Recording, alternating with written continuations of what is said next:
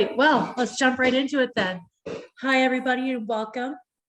My first time doing an intro, so bear with me. My name's Kristen. I'm a personal trainer and a coach, super passionate about fitness and nutrition, and I'm super passionate about these two ladies. Chelsea, it's up to you. Take it away. Thank you, Kristen. Welcome everyone to the Mindful Mama Talks. My name is Chelsea. I am a mom of two, and I'm super excited to chat more about incredible topics as we go through the rest of 2022. But today's topic is Rebecca is going to be chatting to us about crafting and how you can craft as an adult. It's not just for kids. So, yeah. Hi, everybody. My name is Rebecca. I am a mom of three, and I like to call myself a postpartum thriver. I've had postpartum depression after each kid, and I've learned some tips and tools along the way that have really helped me. Today, we're going to talk about crafting, because when I think crafts, Chelsea and Kristen, what's the first thing you think of when you think crafts? Like for me, it's like glitter and oh no. I think of those crazy scissors that we had when we were kids. You know, the ones that would like do the squiggly lines? That's what I think. Yeah, totally just like cutting paper and kids gluing stuff and making a giant mess. Yes, the mess, right? The mess. My house is a constant mess because we just love to do crafts in this house. But when we think of crafts and when we think of creating, we seem to think that that's a thing for only kids. And it's amazing for kids, like, especially as, you know, they're learning how to use scissors and learning how to use a paintbrush. Like, tactile skills are so important, and crafting and being creative is absolutely essential to kids developing well. I do this in my home. So on Mondays and Fridays, we have what we call the Make It bin. And so we have just a bin of random stuff that I was going to put in recycling, but I thought, oh, maybe they can do something cool with that. Some paper, I'll go get some craft supplies. 1 week I'll throw paint in, 1 week will be crayons.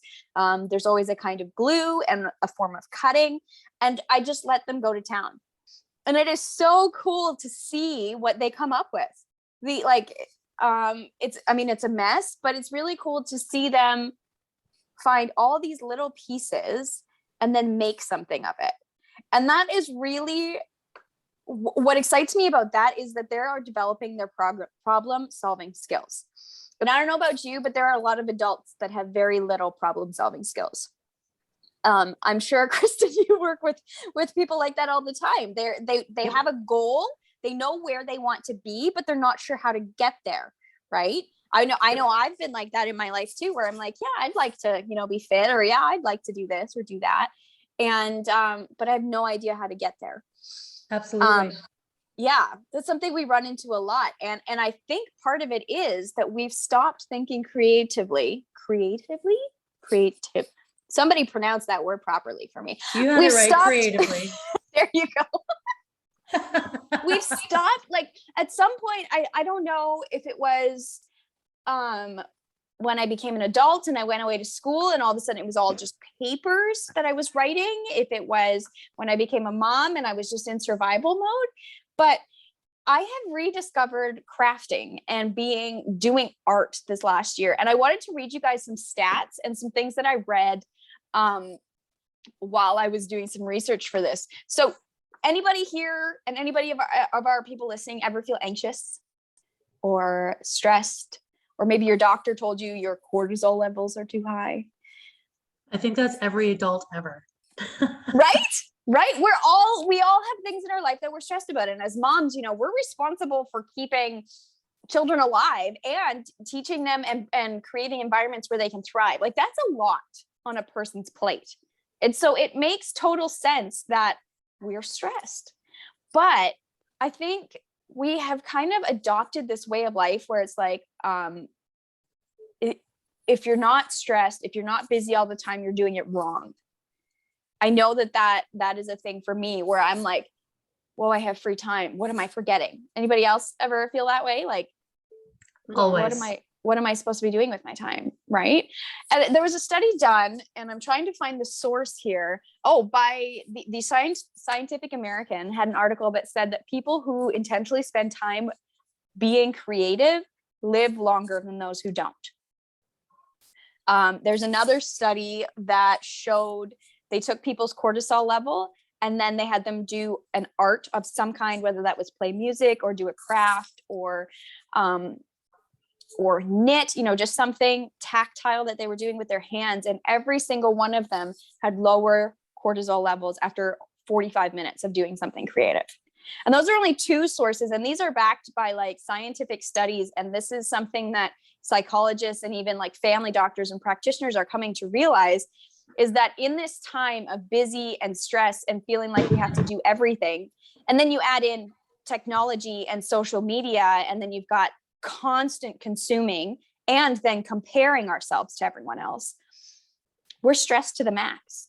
We're so stressed because we're not taking the time to sit and create. Agree or disagree? Yeah. No, it's Absolutely. I used to think that self-care was like going to get my nails done, going to get a massage, those sorts of things, maybe some therapy. And all of those things cost me money. And I mean, rightfully so, these people have gone to school, they're offering a service, right? But I started exploring what are things that I can do at home to lower my anxiety. And as I was doing the research and looking for scientific papers, because anybody can say, oh, I feel so relaxed after I do that. But I like to know that like a scientist or a doctor said, yeah, actually, this is a thing. It's kind of when I'm doing research for anything, I look up like medical papers and stuff. It's just kind of one of my things to, I guess, encourage myself to dig deeper into it as well. But when I started thinking about what can I do? What can I do that would relax me? That would, that's not a bath. So I don't have to be away from my kids. That's not something I have to pay somebody for. And so as I was doing research, I realized that art forms, any form of art, was really, really good for mental health. And I went, okay, but I'm not artsy. Like, I'm not an artist. I've never considered myself an artsy person. Do either of you consider yourself an artsy person? I don't. didn't, but now I do. I read this I quote. was once upon a time, but Well, there you go. I'm gonna call false on that, Kristen. I'm gonna call false. One of the articles I read, I should send you the link, Chelsea. You can send it to people because it was so good. But he said, art is not for creative types. It's for everyone. And in a world where we're constantly stressed and we're constantly taking in, we are doing harm to ourselves by not taking the time to step back and rest. And for me, rest doesn't necessarily mean sleep. It means intentionally creating something. So that can look different for different people. For our kids, I've got the make it bin. I've got other things, I send them outside and they have 20 minutes where they just need to go figure something out. So they have to be creative there. We do. They have to be creative while we're homeschooling, all of these things. But I think what I'm trying to ask you, especially moms, to do is take a step back and go, how can I nurture the kid in me? How can I be creative and lower my stress level and maybe be more in tune with myself as well? Because that was another side effect that I read a lot about, was the idea of flow. Have you guys heard of the idea of flow before? No. So it's this idea and this concept that while you're creating something, whether you're painting or you're making, baking something. I love getting my hands in dough when I bake bread, creating music. You get so into it that you forget about what's going on around you and your body just calms down. And our brains are kind of like a filing system. And so if we're constantly taking in all the time, I'm looking on Instagram, I'm checking my bills, I'm doing all these things that I'm taking in, I'm listening to a TV show on in the background. Our brain has to keep processing those things and filing them away, but there's no time because there's always more coming in. And so stopping and taking that time to do some output gives your brain some time to file things away. And then you're using the things in your brain to create something beautiful at the same time. Mm-hmm. Any thoughts you guys want to add to that? Am I making sense? Yeah, it makes total sense. Because when we know we don't feel good when we constantly take things in, because our brain can't keep up, and that brings on those overwhelmed feelings. But yeah, when you're focusing in on one thing and not trying to put your focus on every little thing going on in your head, or what your kids are doing, or what your husband's saying to you, or what the text that's coming in, or your emails, and it's just like, me just saying that makes me feel anxious because it's just so much going on and coming at you. But when you can focus in on something and be creative, like, we know after like a certain age, we stop being creative as adults, even probably as teenagers. It's just like, oh, being creative and using our imaginations is for kids. It's not for adults. And it's just like, no, we need to actually use our imaginations and be creative and do things that bring us some kind of joy, if that's what it is. Like, yeah, because creating can be huge. It's not just crafting or doing something like artistically or music, or is anything. If you love making graphic images, like, be a graphic designer if that's what you enjoy. Like, there's so many things that we can create in life. And it's just, yeah, it's so cool that we lose that piece as an adult, and then we have to kind of unlearn that and then relearn it, and just quite the process. Yeah, it's been really interesting for me as I have been diving more into creating. I mean, you guys have heard me talk about Jefferson Bethke every time we talk about being creative or mental health or, the digital detox stuff. And the line that he said at the beginning of one of his podcasts was just, we are made to create more than we consume. And I think as parents, even, we may be meaning well, we're reading the parenting books, we're checking, the blogs and stuff, but sometimes we just need to stop and give our brains some time. And, I love yoga, I love meditation, but that doesn't always work for me. And that doesn't always quiet my mind. And that's when I can turn to things like creating. And so one of the things that I run into sometimes are people like, well, I'd like to try that, but it's so expensive. It's so expensive to get into that. And again, I'm going to call bullshit.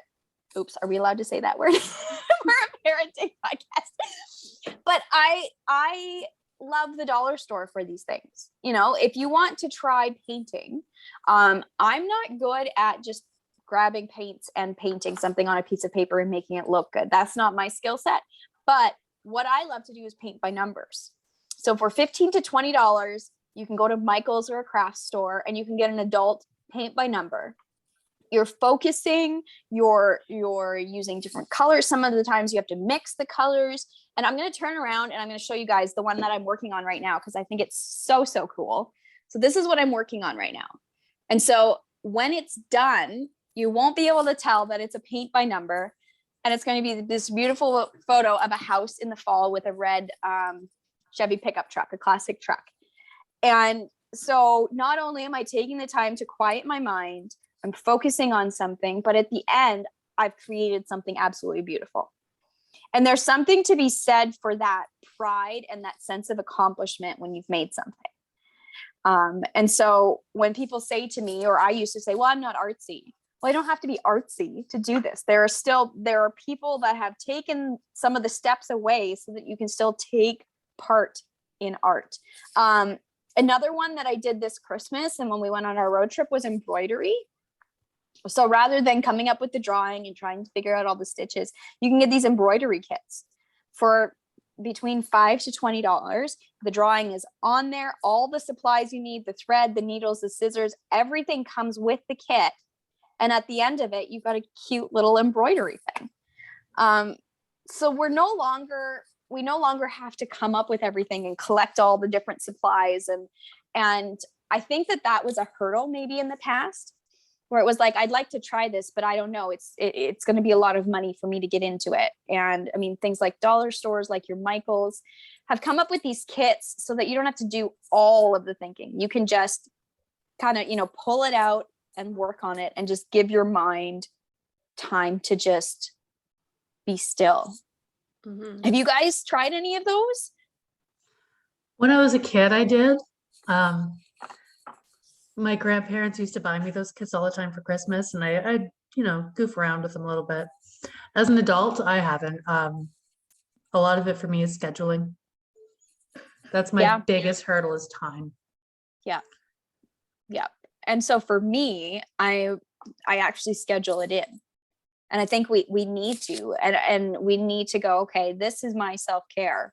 This is my quiet time, or like, this is my brain quiet time. So the other part that I love about doing this and setting aside time to do that is I'm putting my phone down and consuming less, because you can't really be texting and painting at the same time. And if you've been listening for a while, you know that that's my pain point. That's my thing I use to escape is my phone. And so a great perk of embroidery or painting or cooking or baking is that I can't be on my phone at the same time. But the other perk as moms is that then my kids see me doing it, and then they want to do it too. And I think as moms, we set the example, right? So it's great for me and my kids to have the Make It box and for them to play with the Make It box when I'm cooking or cleaning or whatever. But it's even better if they see me doing something with it too. Because then I'm not only using a principle with them, but they're seeing me live it in my life and going, okay, this is something that I can do throughout my life. Instead of just, oh, this is a craft time that we're doing because we're 6 and 8. And so that's been really, really cool. So sometimes they'll be playing or watching TV or something, and I'll pull my paint out. So I just have an easel out whenever I'm working on a project. It's in my dining room. And so when I'm feeling stressed or anxious or just like off, I'll go sit and I'll paint for even 10 minutes. And it just gives my brain a break. I get into that, flow state. And then I feel like I can handle things again. Yeah, and I think what you mentioned about those different kits and stuff, because maybe you're at the point where you're like, I don't know if painting is my thing or something, and like at least those kits are a good option to figure out what kind of hobby you want to get into. And then you know if you'll like it or not, and then you can start buying little bits here and there and just kind of build your collection. But also like looking at a lot of like thrift stores for stuff, borrowing things from people that have a bunch of paints they don't use, or just finding ways that you can get something at a cheaper cost if money is your thing. Then like there's so many options out there to be able to get into some type of crafting or creating of some kind that doesn't have to be super expensive. So I love that you brought up that option too, Rebecca. Yeah, and I think that that's something that was a hurdle for me before. And then when I found things like kits, or you go to the dollar store and you can get, a set of acrylic paints for $4. You can get a much higher quality at a Michael's or a different store. But if you're only ever going to use it 4 times, you don't want to be spending all that money. But now that I've been doing painting for a while and I realize that this is something I love, now I've invested in better paintbrushes and I've invested in, say, more expensive kits. But it doesn't, I think, what am I trying to say? It doesn't have to be expensive. And I think that that's often a hurdle for us as moms as well. I'd like to try that, but it's really expensive. And I want to encourage you guys to check out your library. Our library in the municipality that we live, Kristen, has so many amazing resources. They have an entire subscription to an entire website for everything crafting. So if you want to learn about watercolor, it'll tell you what supplies to get, and it'll walk you through step by step how to do watercolor. If you want to learn how to knit, and there's even bags where you can borrow like knitting needles, or you can borrow different things so that you can try these things. So make sure that you're checking your libraries and different, say, clubs within your community for opportunities as well. Because we want you guys to be trying things. Take that child back. You need that. You need to be nurturing that child inside of you, because when I started doing that, I was able to appreciate my kids more and be more present. Never mind that I'm more relaxed and I feel like I process things better and I handle life better, but I'm also more in tune with my kids. And I think that that's a pretty great bonus. And there's just so many practical life skills that you can take, whether it's sewing or painting, whatever that is. It may open up a whole different avenue for you as a child or as an adult whenever you're doing it. But it's like I go back and remember sitting at the sewing machine with my mom when she did have time to work on something, and like I ended up taking a fashion class in high school and making a dress and a pair of shorts and a bunch of other stuff. But it was like skills that I can now take when there's a rip or a hole in a pair of my clothing, or the kids have something that's ripped. I can now pull out a needle and thread and fix it myself. And I don't know how, like, these skills you don't know how to do, I guess, because it's just like, what, you pay a seamstress just to fix a tiny little hole or to hem a pair of pants? And it's like, there's so many things that we can do ourselves if we enjoy it. If you clearly do not enjoy it, then don't do it, because then you're just regretting every minute sewing a pair of pants or something. But if you have some type of interest in it, again, it goes back to just like setting up that schedule or your time to be able to allow yourself to get that job done. And like, we cloth diaper, and there's been so many diapers I've gotten that have been hand-me-downs, and obviously they're pre-loved and need some attention or need some new elastics. And instead of me paying, so let's say I had 10 diapers that need to be fixed, that's like $5 to $7 per diaper for somebody else to fix them, put new elastics in and stuff. And it's like, if I can just take a little bit of time, because we don't need them, but it would be nice to add them to our collection. It's like, if I can take that time to just like put in one elastic, like once a week or whatever, then it's like, I will get the diapers done in a timely fashion. But it's, yeah, we're just so quick to like, I don't even want to learn how to do it. I don't care. And we just push it off onto somebody else, or we just throw the clothing out if it is per se something that has a hole in it. And then it's just like, oh, okay, bye. When it's just like, no, that's not the world we live in. Like, I know it is, but I don't enjoy that it's a throwaway world and we just toss things and use it one time and then get rid of it. Well, and I think too, as the Mindful Mama Collective, we're trying to be more aware of what's going on in our world and around us, and creating an environment for our kids to thrive, right? So I think that maybe for you, it's the sewing thing. For me, it's taking the time to make food that's really, really good for our family. When I actually am present in doing that, I'm being tactile, which is a form of therapy for me. When I can get my hands involved, it just calms me down and slows me down. And I'm enjoying knowing that it's going to be healthy and we're not eating takeout. That's a weakness for me, right? It's quick consumer. Let's just get it in. And when I take the time to cook and I enjoy it, and then my family loves it, there's that sense of accomplishment again, right? That sense of pride. And I think the other thing I want to say about creating, whether that's art for you or landscaping or sewing or coming up with a great workout routine, is that sense of accomplishment is huge. And we're not striving for perfection here. We're striving for progress. So there are a couple of the paintings that I've done that I'm not going to show anybody, but I'm proud of them because I spent 10, 20 hours doing them. I did that. I took the time for myself. My brain and my body is more relaxed. And at the end of the day, I do still have something to show for it. And I think that that's huge, especially as moms. We often don't, when we're in the middle of it in survival mode, we don't have a lot of those things that we can be like, haha, look what I did, or things that we can be proud of that we've done. Mm-hmm. And so that's been another great benefit for me with creating and just choosing to stop consuming so much. Yeah. And I love how you mentioned about self-care, because so many of us assume it's just like, let's go get our nails done, or I'll get a massage or something that's going to help us. But then it's also having that accomplishment. If you are that type of person that wants to like check something off your list every day, and it's like creating or doing something, working with your hands. I'm a very hands-on person. So it's like, that's how I learn and different things. So it's cool to be able to use that as like, that's part of my self-care. Like pottery was one of my big things.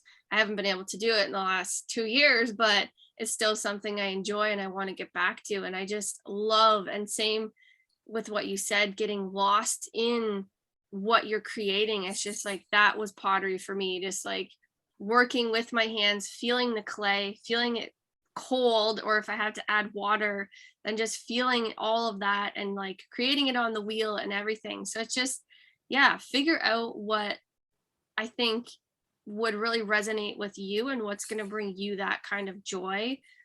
And I never thought I'd be interested in the hobbies and little things that I have, but I've just tried it and then I really enjoyed it. And like you said, it doesn't have to be expensive if you start small and then figure out, okay, I do enjoy this. And then you can slowly invest in some more better tools and things. So, yeah. All right. So final, conversation. either give me a takeaway from today or something creative you're planning to do this next week. Go ahead, Kristen. Well, for me, you know me, I'm all about that gym life. So for me, it's creating programs and nutrition programs and getting my workouts in. That's my piece. Honestly, that's my mental break from everything. Also, I'm going to be working with my personal coach this weekend, which is going to give me a whole new boost on my workouts and the way I look at it. Which I know everything is like workout based, but to me, it's a huge thing. And I teach my kid that, and I have my kid doing it. It's fun. It's good for everybody. I love it. Chelsea? That's awesome. Yeah, I think for me, like you're looking at it, we are creating in the basement. I'm redesigning my office, and we're creating a toy space. So we're just trying to like take our time to get that done, and then it's also going to be a yoga studio. So That's exciting. super excited. And yeah, I've always loved creating and building and all the things. I'm not good at it, but I enjoy doing it, and I do it regardless if I'm good at it or not. That's the main thing. So yeah.